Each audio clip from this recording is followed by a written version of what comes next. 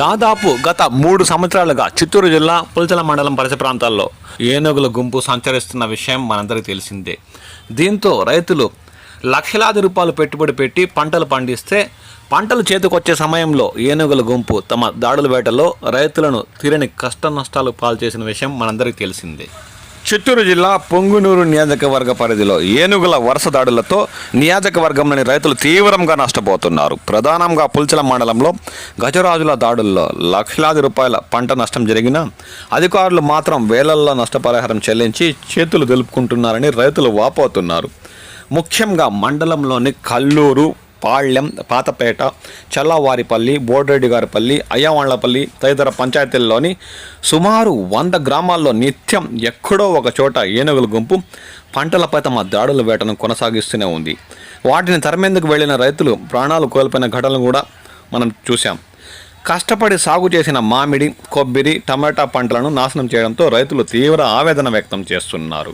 దాదాపు 3 సంవత్సరాలుగా పుల్చల మండలం పరిసర ప్రాంతాల్లో సంచరిస్తున్న ఏనుగుల గుంపు పలు దఫాలు మండలం నుండి వెళ్ళి 2-3 నెలల తర్వాత కూడా మళ్ళీ మండలంలో ప్రవేశించి రైతులకు తీరని కష్ట నష్టాలు పాలు చేస్తూనే ఉన్నాయని వారు వాపోతున్నారు. ఎన్నిసార్లు అధికారులకు విన్నవించుకున్నా వీటి బెడద తప్పట్లేదని వారు ఆవేదన చెందుతున్నారు.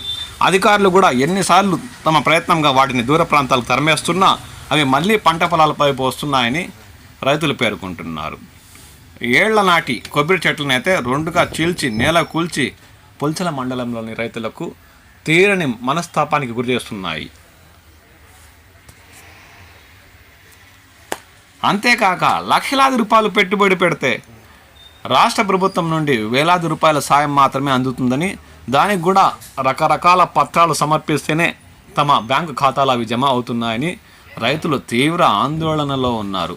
ఒకవైపు పంట పోయిందన్న బాధ, మరోవైపు ఆర్థిక సాయం చాలా తక్కువ అన్న ఆవేదన వారిలో నెలకొని ఉంది.